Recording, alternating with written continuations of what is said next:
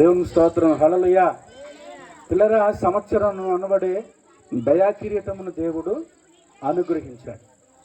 కనుక దేవుడు అనుగ్రహించినటువంటి ఈ దయాకిరీటము దేవుడి సంవత్సరం అంతా దేవుడు ఆ బిడ్డను కాపాడి ఆశీర్వదించును గాక.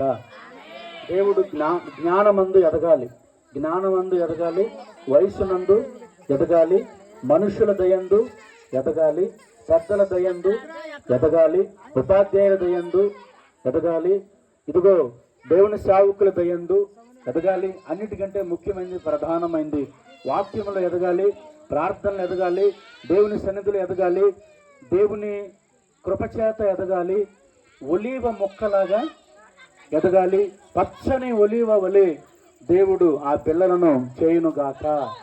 దావీదు అంటాడు, నేనైతే నా దేవుని మందిరములో పచ్చని ఒలీవ మొక్క వలె ఉన్నాను అంటాడు. కనుక దేవుని సన్నిధిలో ఈ బిడ్డలను దేవుడు ఆశీర్వదించి, వీరికి ఆయుష్ని, ఆరోగ్యాన్ని దేవుడు అనుగ్రహించి, మంచి జ్ఞానం అనుగ్రహించి, మంచి చదువుని దేవుడు అనుగ్రహించి, రాబోతున్న రోజుల్లో ఒక గొప్ప ఆశీర్వాదానికి వారసులుగా దేవుడి బిడ్డలను చేయునుగాక.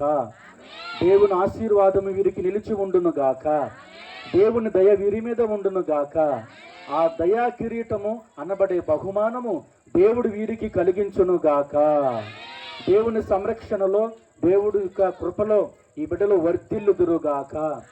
గ్రామానికి మంచి కీర్తి తెచ్చే బిడ్డలుగా దేవుడు చేయునుగాక. కుటుంబానికి మంచి కీర్తి తెచ్చే బిడ్డలుగా దేవుడు చేయునుగాక.